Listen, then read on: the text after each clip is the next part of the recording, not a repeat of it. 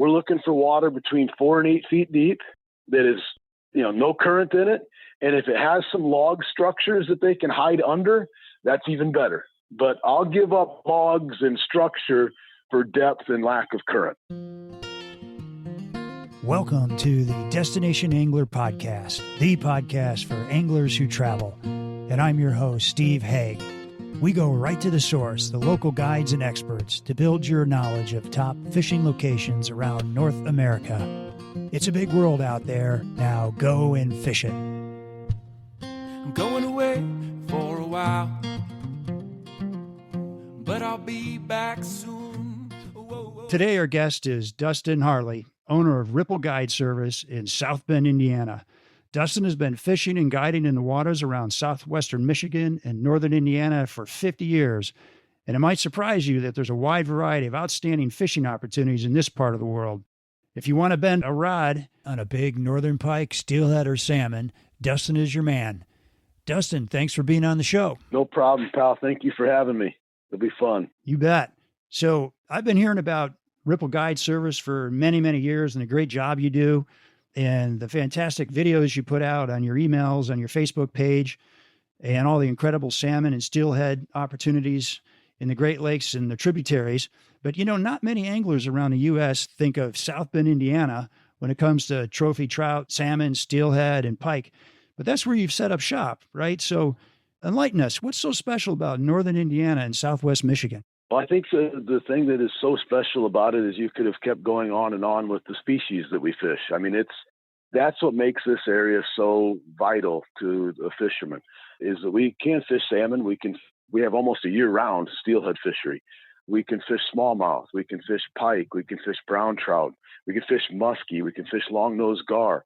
I mean, obviously there are other species as well, but those are the main ones that I guide for. It's just the variety. I think that's the best thing that we have going, is the variety. But you don't give up good fishing for variety. I mean, it's a trophy fishery for a lot of different species. St. Joe is stocked with more steelhead than any river in the United States. It's a phenomenal steelhead river. Wow. And like I said, almost a year-round steelhead river. Yeah, I didn't know that. So I did not know that the St. Joe is pretty famous for the people that live, in Chicago, Indiana, Michigan. But I didn't know that. It's the most stocked river in the country. Yeah, absolutely. And we get, we get people from all over the country flying in every year to fish with us. One of the quotes I'll never forget that we have on our show video, it's a fellow that fishes with us out of Seattle, and it says, my wife gave me a gift of fishing for my birthday. I can go anywhere in the world that I want to fish, and I don't want to go anywhere else except for South Bend, Indiana. And that was what he told him. You go to Alaska, and he's from Seattle, so he's right there with the Northwest steelhead fishing. And he said, no, I want to go back and fish the rivers of Indiana and Michigan. And that's where he came for his week-long birthday trip that his wife gave him. So, yeah, okay. It's unbelievable. We fished with people from every state except for Hawaii in the 21 years we've been guiding. Yeah. Now, you told me before the show that you were out yesterday, and how'd you do yesterday? We did pretty well. It was, it's funny, this river kind of spoils you sometimes. We hooked 15 yesterday, put 4 in the boat, but it kind of spoils you. I remember a day last year where we were having lunch, and the fellow had called his wife on the phone, and she obviously asked how fishing was, and he's like, yeah, it's kind of slow. We've only landed 4 fish so far. And that was before lunch. And he hung up, and I looked at him. I said, what are you talking about? It was kind of slow. He's like, last week when we were here, we landed 11. So we're only on pace to land 8 steelhead today. And I looked at him. I said, do you understand what you just said? Like, literally think about what you just said. And it does. It spoils you. There were times yesterday where I felt like we were having to work for it. And at the end of the day, we hooked 15 fish and landed 4. And it's kind of silly numbers sometimes with steelhead, but being in this game as long as I have, I know people love to catch fish, but and obviously we do as well. We wouldn't be in this business any longer, but really Jake and I have been in the business. Jake Butler, who guides with me, we've been in the business long enough that we really concentrate on teaching the process now, not just the product. When I was younger, it was all about numbers. Now it's about how much did somebody learn, and and what kind of great day we had on the water. I mean, that's really, especially in times like this, golly, when you're, when most of the country's locked in their homes, and I can get out on the water. I live about a mile from the river, so I can be there in a couple of minutes and throw the boat in and kind of get away from this stuff. So yesterday, while I was out, wasn't thinking about stacking numbers up. It was about getting the heck on the water, like most people want to do right now. So getting out of the house. Exactly. For those of us that are this time of the year, I guide every day typically. And so for me to not be on the river every day and being in a house, I'm not built for being in a house. I've learned real quickly. So I think my wife has learned that quicker than I did, that I'm not built for being in the house. Yeah. You're in the right business, it sounds like. Yes. Tell me a little bit about your background. Like, how did you get into guiding, and how did you end up in this area? And I know you told me that you think that your kids are probably a 5th generation family of pike fishermen. Yeah, I'd love to hear your story. Oh, absolutely. So my family is a fishing family. Pike fishing especially is something that we've done together since I can remember. I mean, my earliest memories are fishing with my dad on the Tippecanoe. The Tippecanoe River is actually the river that my great-grandfather was killed on when he was on a pike fishing trip, and a tree fell on him, literally on the side of the river. Oh my gosh. Yeah, storm had blown in, and they pulled their, this is in the early 1930s, and the storm had blown in. They pulled their boat up and kind of leaned it against a tree. And, it was the days before Gore-Tex. And that's what you used for a rain jacket, was your boat. And he pulled the John boat up and leaned it against the tree and kind of got underneath it. And the top of the tree broke off and fell down and killed him.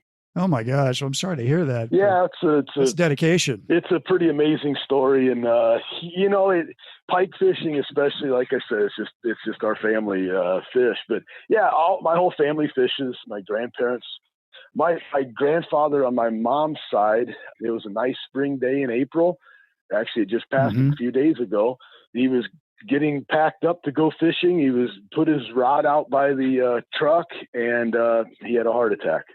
And so literally my grandfather died packing up to go fishing. The last time that I saw my grandfather on my dad's side, we had just pike fished together, and he died of a heart attack about a week later. I mean, it's just, it's our family thing. That's what we've done together all of my life is fish. I mean, it really is. And those to me aren't sad stories. Those are stories that kind of go to our family heritage and tradition of fishing. I mean, it was probably going to happen fishing because we all fish. So that's what you're doing most of the time. Exactly. So yeah, I mean, that's how I got into fishing was my family. As far as guiding goes, I'll be honest, I was in college, and I started noticing, I was missing a lot of courses because I was fishing too often. And I just kept thinking, I was a senior in college, and I just kept thinking, like, how can I be out here every day? And I loved teaching and I loved kids, but how can I figure out a way to be on the river every day and get paid? And I knew that the professional fly fishing circuit wasn't going then, nor has it gone very well yet. So I knew that was out. So I thought, you know what? I went to Montana one summer and saw all these guides all over the place, and all these guys making a living doing, what they wanted to do on the water. And there weren't any guides here at the time, and there aren't really very many guides now at the time, now either, to be honest with you. But I thought, why couldn't I do that at home? And that's what we did.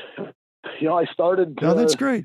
Second, I was done student teaching. I think I literally had like 2 days off, and I was solid on that March, and the rest is history. So, how many years ago was that when you got into guiding? That was 1999.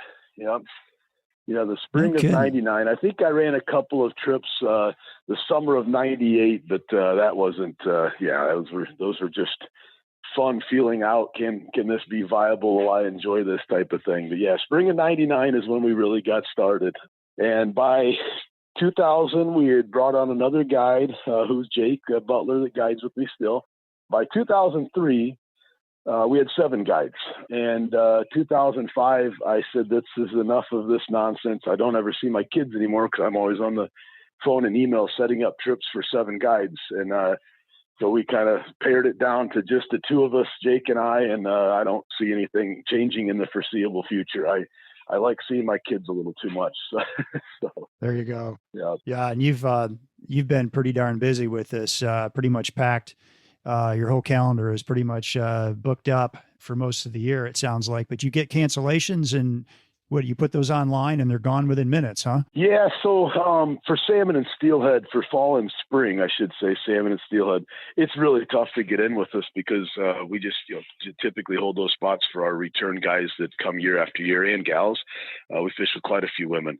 But Right. if we get a late cancellation, we throw those up, and we do get those on occasion. It happens, and we throw those up on our Facebook page and say, hey, we've got a late cancellation. And normally they're gone pretty quickly on Facebook. If they're not gone within 5 or 10 minutes, then I send an email out to folks on our email list, and they don't last long typically on either one, but if there's an email out, they're gone real fast.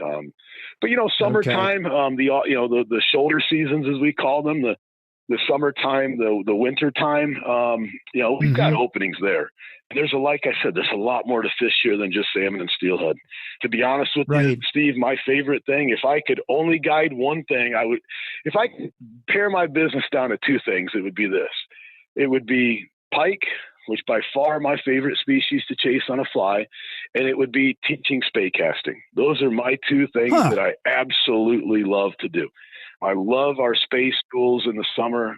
We run a couple big space schools in the summer. I absolutely love those.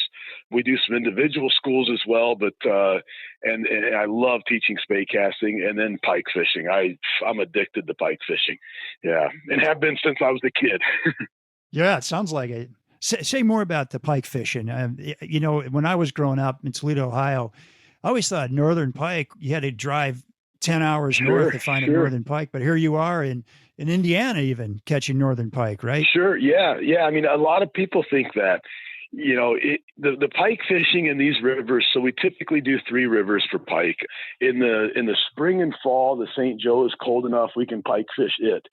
In the heat of the summer, though, the St. Joe could be mid 80 degrees, which is great for smallmouth, and it's great for longnose gar. Mid 80s is not great for pike. So they just kind of hunker down and practically go into a second hibernation. They literally just sit on the bottom of the river. They're not doing much in 85 degrees. They're a cold water fish.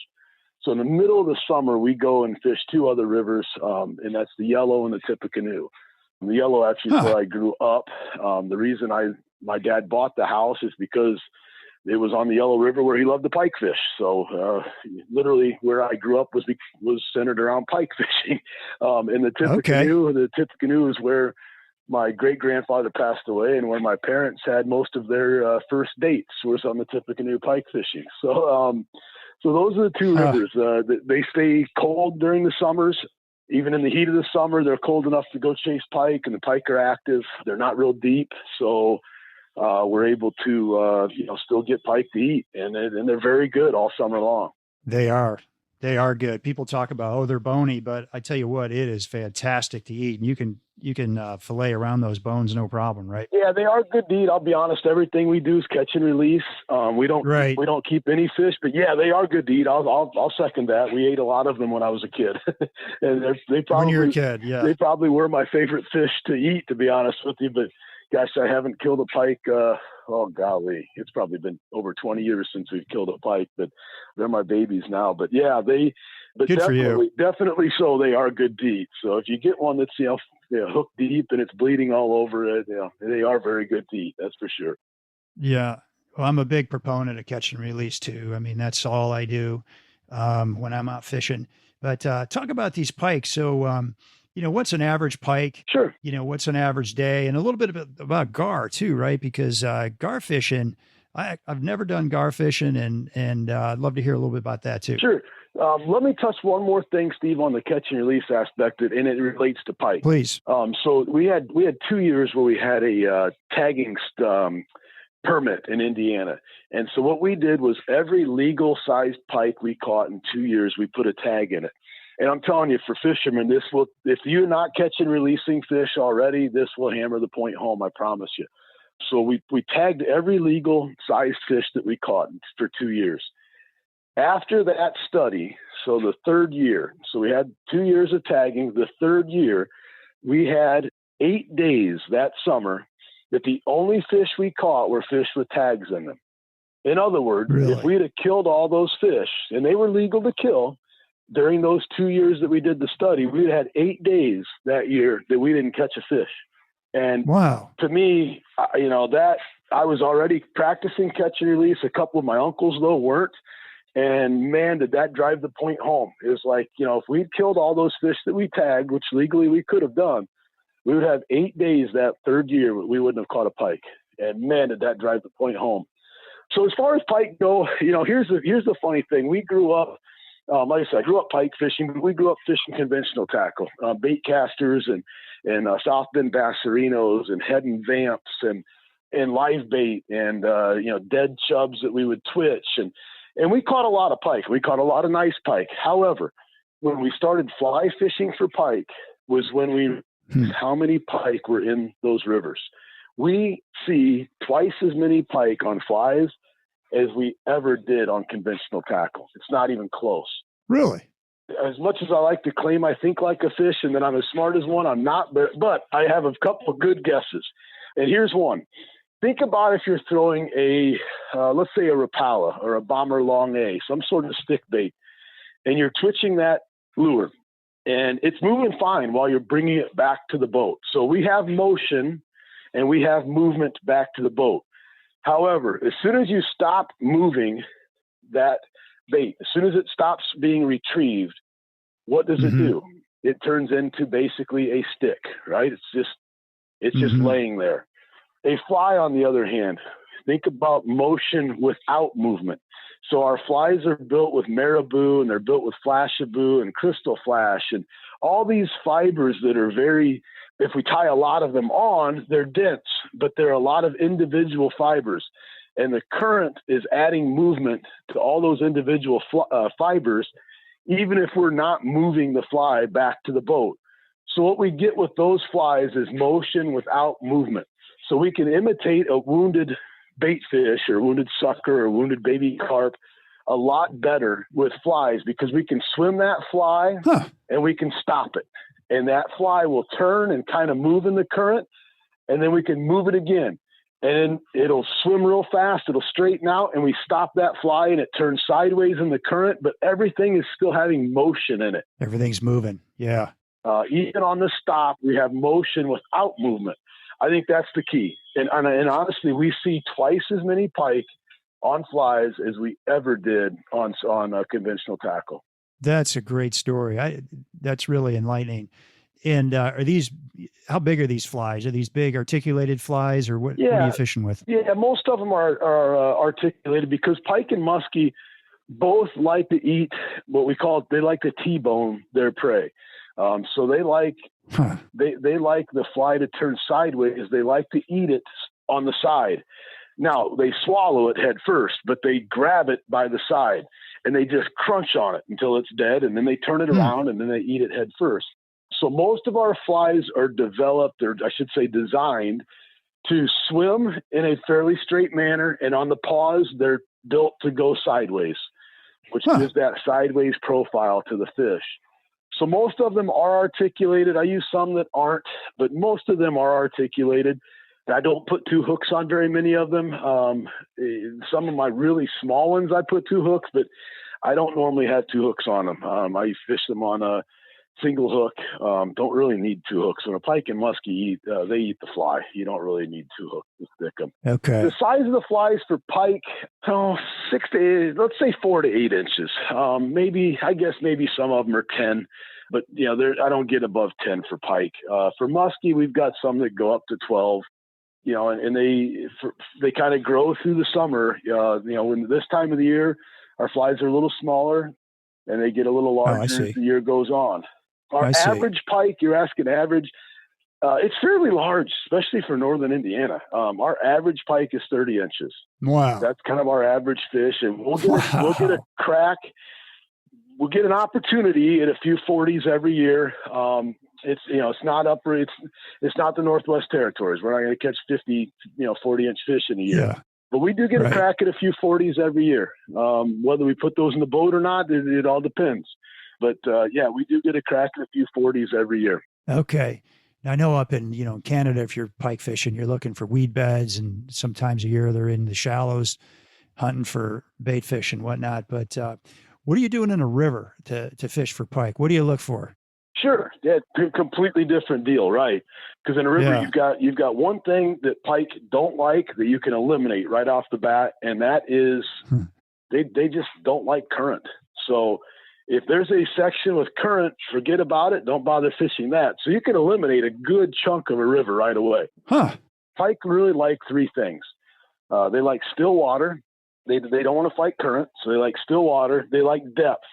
And depth in most rivers that I find pike in, it's not the 30-foot holes.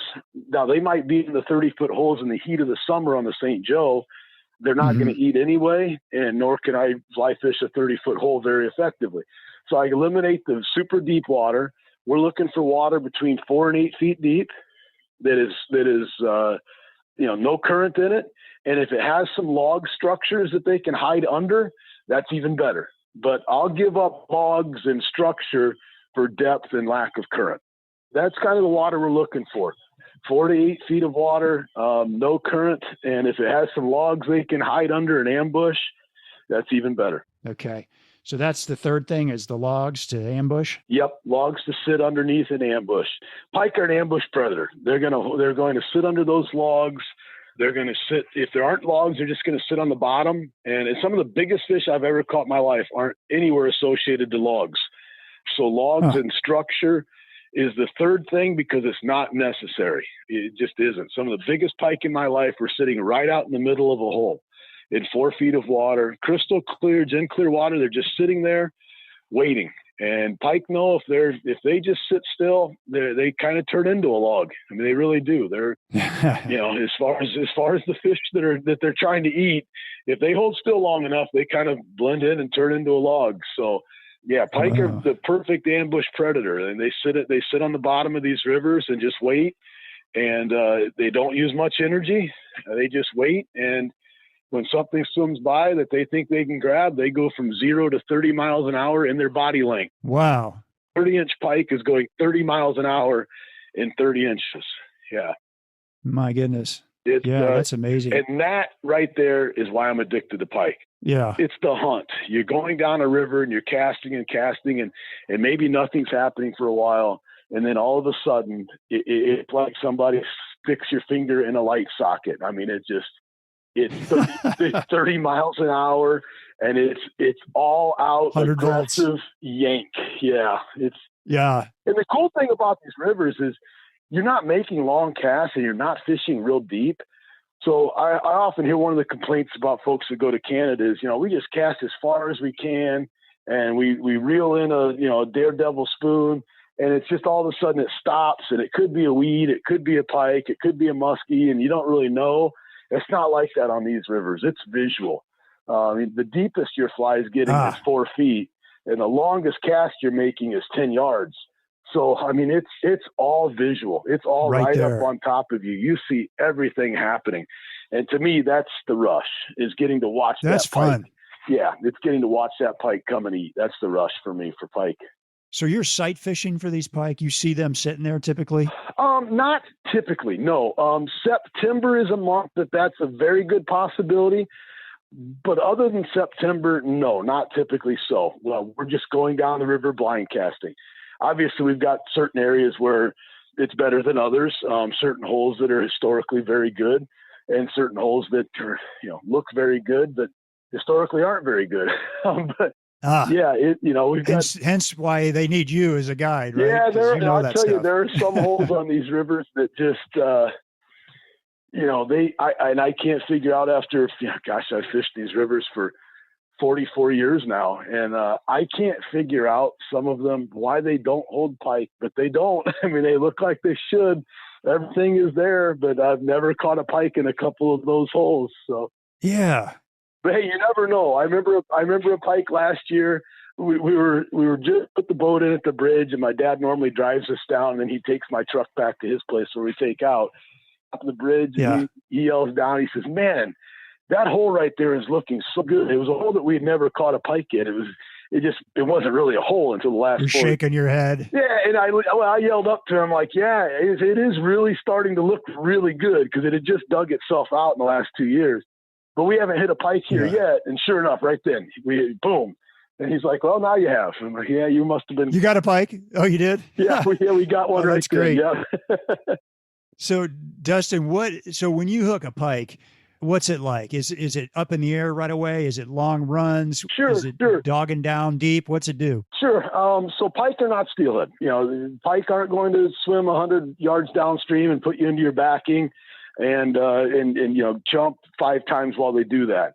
Pike every once in a while will jump, but not too often. They are more short, powerful, fast runs than they are a long, sustained run like a steelhead or a salmon. I see. It's not, pike fight well in rivers. They're like every other fish. They fight better in rivers than they do in still water because they're built with a little less fat. They're not as heavy. They're not as, a 30-inch pike isn't going to weigh the same in a river as it will in a lake because they're fighting current. Even though they like to fit where there isn't current, they're still fighting some current. So they're a little more lean, but they do fight harder because of that. They're more full of muscle and not as full of fat. So they do fight harder in a river than they do a lake, but they're not steelhead. They're not going to fight, like a steelhead will. Right. The thing with pike to me, it's that initial eat and the initial 10 seconds. To me, that's what pike fishing is all about. Yeah. They're not steelhead. They're not salmon. They're not going to jump and go on those long blistering runs that test the best of reels. Yeah. Yeah. But man, putting a 30-inch pike on the end of the line, that sounds like a lot of fun. It's very addicting. Yeah. So, all right. Now I wanted to ask you about gar fishing. I don't know who thinks of gar as a game fish. I guess you probably do if you're around warm waters, but these gar get to be 50 inches long? Yeah, they get pretty large. So we're mainly targeting longnose gar. I would say average on those fish is probably 35 inches is probably the average. Although 40 inches is not at all uncommon. We get a lot of those in a year, and we've had fish up to 50. We've had a couple over 50 that we've had close to the boat and just didn't get them in. So the way we're fishing gar is a kind of a cool technique. I guess the cool part about it is the fly. The fly has no hook. The fly is made out of rope, and the rope gets tangled in the gar's teeth. And that's how we catch our gar. Gar's mouth is full of tiny hypodermic needle sharp teeth. They're not sharp on the edges. We don't need a steel leader like we do for pike and muskie. We just use mono-leader, and they don't bite through it because their teeth aren't sharp on the edges. They're only sharp on the points. But we're literally throwing a fly with no hook, and because their mouths just don't have enough skin to get a hook into, and their teeth get tangled up in the rope, and that's how we're fishing them. Mainly we're sight fishing mainly for gar. We see them sitting on top of the surface. We throw 3 or 4 feet to whatever their side of the head is facing, and we strip, and they come and eat. And they're a very smart fish. Let me back up. They're very easy to spook. They're a very smart fish if there's disturbance on the water. But if we can get a cast to them and they haven't detected us, they're the dumbest fish on the planet. They will every time eat. I mean, they will. If they're sitting there and we can get a cast to them without spooking them, we're going to catch them. Yeah. Or at least we're going to fool them. Whether we catch them or not depends. But we're going to fool them. They are going to eat the fly. So do you have like a gar rod rig sitting there in case you see one and you drop your... Yeah. So typically what we do with gar is we kind of do it in conjunction with our smallmouth trips. So we'll float along pounding smallmouth, and then we get to one of our gar holes and we start gar fishing. So there are sections of this river, the St. Joe, where there are gar every year, and they really don't change much. So there are traditional holes that always hold gar, and we'll fish smallmouth until we get to those holes, and then we'll hit some gar, and then once we hit a few, or we've fished the hole out, then we'll go to the next smallmouth run and we'll fish smallmouth. So we kind of do it in conjunction with our smallmouth trips. So the key to good gar fishing is 3 things. Number 1, we want that water hot.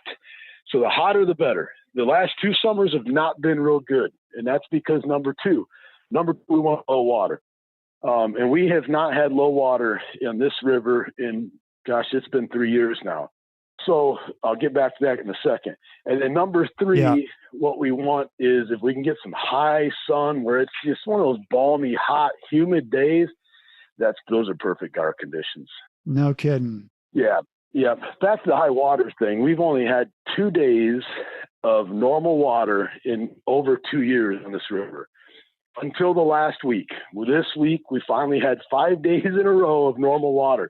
We had more days of normal water this week than we had in over 2 years. We have been high water for over 2 years now in the St. Joe. So that has really hurt the gar fishing because the gar don't like current. They're like pike. They like to sit in big, giant, huge back eddies and big, giant holes. And there haven't been a whole lot of those the last 2 years because there's just been so much current and so much water, kind of taken those big, giant holes and made them really small.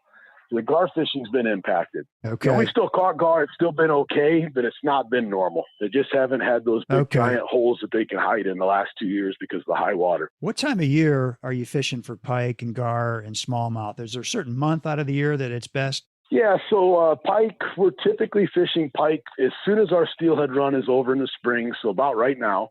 And we'll fish pike until the leaves fall in mid-October. And the reason that kind of shuts us down, well, 2 reasons. Number one, then we get into the heart of our salmon and steelhead run. But number two, the holes that the pike are in get covered with leaves that are falling off the oak trees and the maple trees. And so it's just hard to get a fly into the water. I mean, they're just covered with leaves. So pike typically May to mid-October. Smallmouth normally May to mid-September. Gar, typically they're a little later, normally like June until, September. It depends on when it cools down, but normally September. Okay, I got you. Well, let's shift gears a little bit and talk to me about the St. Joe River. Sounds like where you do an awful lot of your fishing. What kinds of fish are you getting in the St. Joe River? I'm assuming it's a lot of steelhead and salmon and skamania and things like that. Yeah, so steelhead run on the St. Joe, it's some years we catch a steelhead every month of the year. But typically May and June, we don't have any steelhead or very few steelhead around. But some years the summer runs, the skamania strain come in late June. Some years it's early July, so it just kind of depends. We don't fish them on the main river during the heat of the summer because, again, like I mentioned earlier, the St. Joe could be in mid-80 degrees in the middle of the summer. And like I said, everything we do is catch and release. And if you hook a summer run steelhead in 80-degree water temperature, it's dead. There's just no way you're going to get that fish to live. So we leave those summer runs alone in the main stem, and we go fish a tributary for the Joe that stays a lot colder. But even that tributary in the heat of the summer can get above that 70-degree mark. So we really watch that water temp on the summer run. I see. We get another run of summer runs, though, in September, late August, depending on when it starts to cool down. Those are typically a fishable run for us on the big river. Normally that water temp's low enough we can fish them. We get another run of steelhead, which is our Little Manistee strain, our Michigan strain fish. And that typically comes in, again, depending on weather, mid-October. We get another run of those Little Manistee strain fish in typically late February, early March. So it's almost a year-round steelhead fishery. And there are some years where I'll catch a steelhead within 15 minutes of my house every month of the year. We also get coho salmon. We get king salmon. These are all in the St. Joe. Coho mid-September, king salmon mid-September to about late October. Longnose gar all summer long, and the species we haven't talked a whole lot about yet is smallmouth bass. And the St. Joe, if it has a pollution problem, it's smallmouth bass. It is polluted with smallmouth. I've never seen a river. I've never seen a river you can go catch as many smallmouth as you can on the St. Joe. It's unbelievable how many smallmouth are in that river. What kind of patterns are you using to catch a smallmouth in the summer? Sure. So smallies, and let me back up. The dates on the smallies, we're normally fishing again May to mid-September. Okay. We're only throwing one of 4 things for smallmouth. We're either throwing a bait fish imitation, and that can be varied depending on what they're eating, but some sort of bait fish imitation, some sort of streamer on a sinking tip line. Or we're throwing crayfish patterns, and those are typically done on a floating line. or we're throwing poppers, and those are on floating lines. And then the last thing we kind of end up with in the year is fishing terrestrials. And for that type of fishing, we're basically trout fishing. I mean, you're casting and dead drifting and floating it down the foam lines like we would for trout when I guided on the Yellowstone. Okay. Yeah, it's very cool. And in a lot of that, terrestrial fishing is sight fishing. A lot of those fish are sitting about a foot and a half under the surface, just waiting for things to come down the foam line. But that's typically a late August through late September type of deal for the terrestrials. So when you're saying terrestrials, are you going as small as ants and beetles? Or are you talking about big grasshoppers? Yeah, we sometimes do. Yeah, and we actually get a really, really nice flying ant patch. Flying ants fly in September. So sometimes we do go that small. I prefer not to because if I can get a fish on a big hopper, the hook's a little larger and has a little more staying power. But at the same time, if they're eating ants, we're fishing ants. It's just we'll tend to lose a few more of those big giant smallmouth because we've got small flies and small tippet. But we still get them. I mean, it's not like it's an impossible thing. That's for sure. It's like trout. It's like trout fishing, and I've caught plenty of big trout on tricos. And yeah, I'd rather catch them on a big streamer on Odd-X tippet because you're probably going to have a little higher landing percentage. But hey, you've got to fish what they're eating. So. Yeah, you're right. Rule number one, right? Right, exactly. Rule number one. Throw what they're eating. Yeah, right. I wanted to ask you, we're taping this in mid-April, and most states are at the peak of the coronavirus crisis. You've built up a heck of a business over the last 20 some odd years. How are things holding up for you right now? I've had a giant impact on our business, like it has every guide, I'm sure, in the country and probably around the world. Yeah, it's just had a giant impact on our business. It started us in March 15th, maybe was our first cancellation because of Corona. Mm-hmm. Our issue is we get a lot of folks traveling in, like I mentioned, from all over the country, and a lot of folks right off the bat were just afraid to get on airplanes, and they were worried about staying in hotels. And I understood, it is what it is. I understand. And, so it started for us fairly early because of the fly-in people. In one phone call, we lost 10 boats. We had a group coming in from Texas that had Jake and I both booked for an entire week. And they pulled out, I think that was March 15th that they called. And in one phone call, we lost 10 boats. It's made a huge impact. I think that, by the end of April, I did the stats. I was paranoid enough, as my wife said, because maybe it was a little paranoid, but it ended up being correct. In March, when we could work, I worked every day. And if I had a cancellation, I worked a double half day so we could get ahead a little bit. I did a seminar in Chicago for a fly fishing club after I got off the river and guiding all day, which I don't ever do. I mean, that's a lot. But I just had a feeling that we were all going to be locked in, and it was one of the few times I was right in my life. I wish I wasn't, so we got ahead. We finished March quite a ways ahead of our record. Obviously, April has been the exact opposite. We haven't added on, so we're down. April we're way down. Obviously, if we throw March in there, we're probably down between March and April, and probably down on the year over 50%, because we lost pretty much everything in April. Yeah, that's the story I'm hearing from everybody. So when I started this podcast, I thought, is there something that I could be doing with the Destination Angler podcast to help guides? And so I was telling you this before the show. I've set up a GoFundMe page. It's called Help Fishing Guides Survive the Coronavirus. And we're trying to raise $10,000.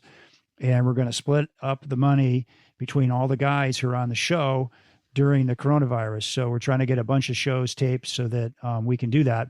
The other thing I'm doing is if we can get some ad revenue going, I'm going to split the ad revenue with the guides as well during the coronavirus situation. So hopefully, folks, I know a lot of people have lost their jobs, and some people it's tough times for a lot of folks. But if you're one of those people that can afford to give a little bit, I'm sure these guides that we're talking to here would really appreciate that. Steve, that is awesome. I mean, like I said, everyone in this industry is getting just hammered by this. I mean, we're not in fly shops, a lot of those are getting hammered too, but we're not able to, our livelihoods are in a boat with people, and we're not Right. able, that's just something we can't do. And, whether that's the States or or around the world, the countries that are shutting all of it down. In Michigan, we literally got an email the day after Michigan shut down, and it very specifically spelled out no guiding. And that email was sent to every Michigan license holder.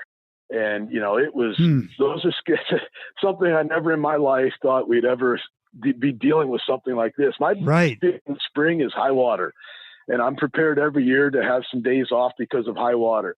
And ironically enough, this spring, we have only had 4 days of unfishable water. So we would have Really? blown away our record number of trips run this spring than ever before. But obviously that God had another plan for us. But yeah. Wouldn't you know it? Yep. How ironic, huh?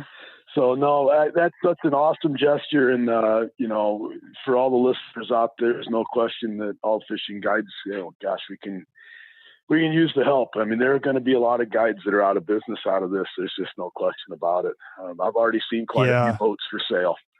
And that's my concern, that's what's going to happen. People are trying to raise some cash. They're selling their boats. They're getting out of this. That's the thing, Steve. I mean, look, nobody gets into guiding to make a bunch of money.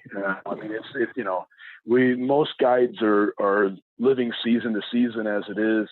And, we got into this because we love the outdoors, and many of us love to teach.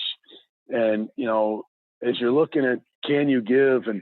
And obviously there's a lot of folks that can't, and that's fine. I mean, but look at those memories that you've made with your family with guides, and without guides, could you have made those memories? And I think that's the question to ask yourself sometimes is, gosh, amen to that. Without guides, it's, there's a lot of things we just can't do in the industry, in the fly fishing world. Yeah.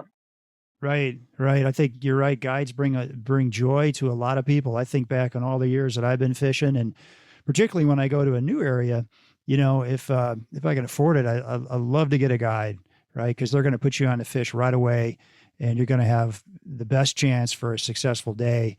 And to think that it may be difficult going forward if guides hang up their cleats, so to speak.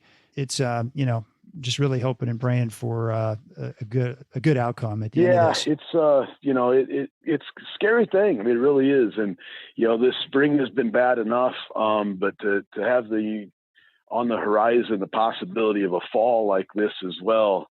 I think there are quite a few guides that might be able to make it through a month or two of this, but boy, when you start adding 5 months and 6 months into it, that's even where the guides that are able to make a really nice living, that's where the rest of us start going, whoa, I don't know if I can sustain that long. I mean, it's scary. It really is. I mean, it really is. And like I said, I've already seen a number of boats for sale. The reality is, if you've got an $8,000 drift boat sitting in the driveway and your family's not able to feed themselves, I know what's going to be sold first. You bet. Yeah. Well, let's take a minute. Just thanks for that conversation there. That was good. Let's just take a minute and switch gears just a minute or two, talk about how the Great Lakes are doing. There's been a lot of ups and downs with the Great Lakes over the years. They had the zebra mussels that came in, the alewives seem to be going up and down. How are things going in the Great Lakes today, and how are things going for you down in the southern end of Lake Michigan? Sure. So I think the biggest threat here in recent years was the collapse of our alewife population. And the alewife is a medium-sized bait fish that really feeds our king salmon. For whatever reason, the king salmon just don't move off the alewives like the other fish do. Coho and browns and steelhead all decided, hey, there aren't enough alewives. I'm going to go eat something else. They're kind of like me. They're going to eat. The kings, though, they're like the Grey Poupon commercial. They only wanted alewives. They weren't going to eat any other type of mustard. So the king population nosedived because they just weren't going to move off of the alewives, and there weren't any alewives to eat. So we had a huge reduction in the king population.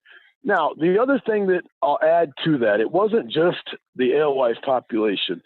The biologists in the Great Lakes didn't realize the high rate that we were going to have natural reproduction with kings. And so they were stocking the Great Lakes, well, Lake Michigan. Let's talk Lake Michigan. They were stocking Lake Michigan very heavily. We were getting about a 40% natural reproduction rate. And so what we ended up with was far too many kings in Lake Michigan. And they literally ate themselves out of house and home. I mean, they just did. There were too many of them. So the state said, all right, let's back off on the king stocking. I think one other thing that a lot of folks don't think about, and this is just a theory, but I think it's a pretty good one. We had 2 years in a row where Lake Michigan froze completely over. And if I remember correctly, that hadn't happened in 100 years. We had that happen 2 years in a row where we had deep, thick ice on the entire lake. That had to have had an impact on the alewife population. I find it, I find it impossible that didn't have some impact on that population. So yeah, we had a collapse in the alewife population, which in turned into a collapse in the king salmon population. For whatever reason, our rivers down here in the southern basin, we didn't really see. I didn't see a change. We still had a lot of kings. The rivers up north, there was a giant change. Those poor guys had no kings. But for whatever reason, the only change we saw down here was the size. And the size of the kings the last 4 years have been giant. Largest kings I've ever seen in my life. Really? So that was, for us, and I'm not a selfish guy because I know the situation for a lot of my guides up north for a few years with kings was very, very dire and bleak. And I felt really bad for those guys. For us, it was actually a positive thing. We saw no change in numbers, and we saw a giant uptick in size. But I know lake-wide, it was a very negative thing.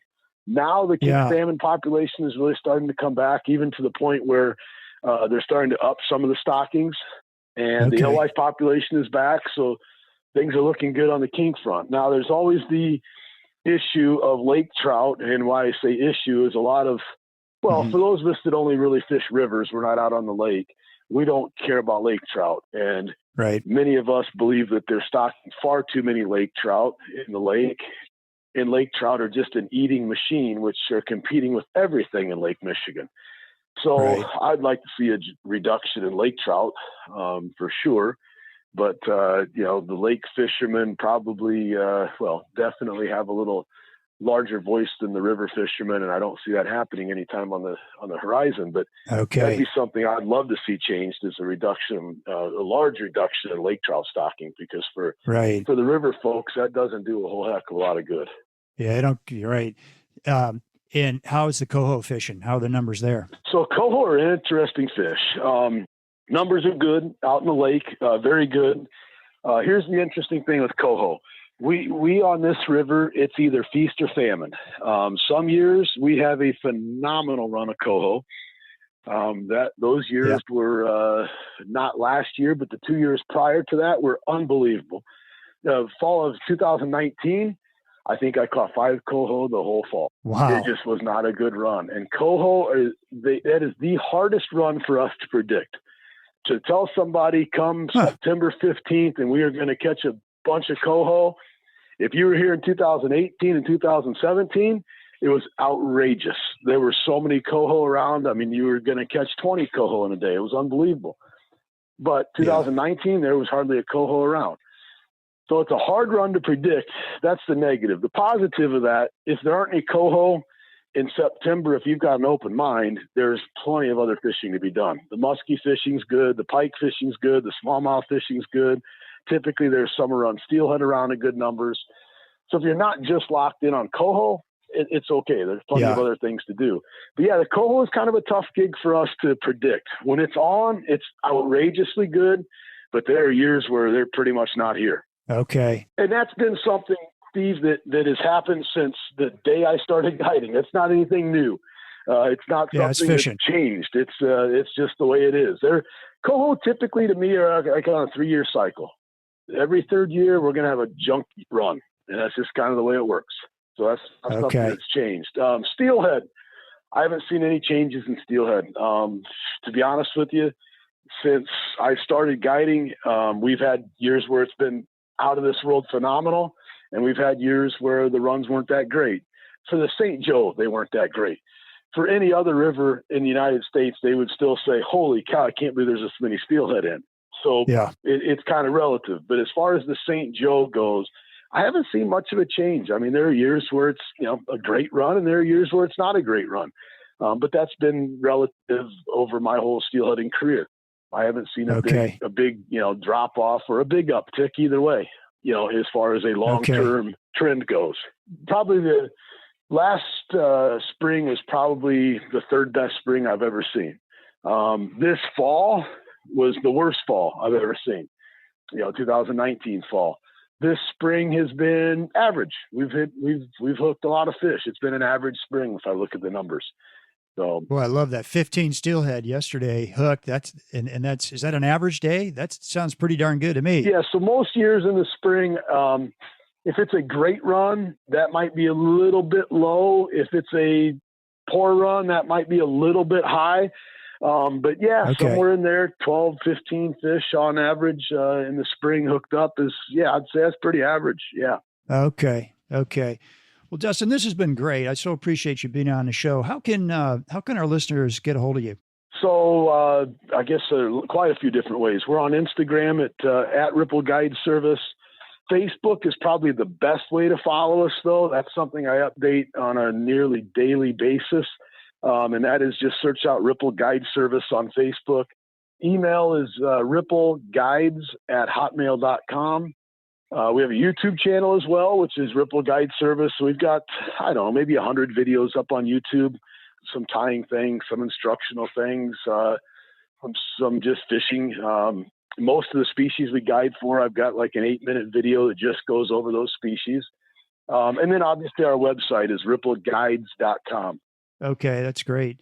And you do a lot of presentations to clubs as well. Yeah, I do a lot of presentations to clubs. So that kind of during the winter months, I don't do a whole lot of presentations during the bulk of our guide season because I'm just too busy. But yeah, December, January, February, I do a lot of presentations to clubs. Yeah, and we've got a number of presentations that are on our website. And yeah, I love speaking to clubs. That's something I really I love to teach. So Jake and I that guide with me, both of our backgrounds, we went to college to be teachers. And we both always say we're teachers. We're just not in a traditional classroom setting. and we're with people who really want to learn. So our classroom's a little prettier and our students are a little more eager sometimes to learn. So I'll bet. Oh, that's great. Well, it's been great having you on the show. And folks, if you are enjoying the Destination Angler, please share, like, and subscribe wherever you get your podcast. We also have a Facebook page at Destination Angler. And we also have a website, which is the destinationangler.libsyn, LIBSYN.com. And there we'll have show notes with all this information in terms of how to get a hold of Dustin. So thank you very much, and we will see you next week. And our music this week is by a band called Brothers Fountain. They're out of Colorado. Hope you enjoyed the show, and we'll see you next week. Well, I'll go from the land to the shining sea. But I know there's more to life than what the eye can see.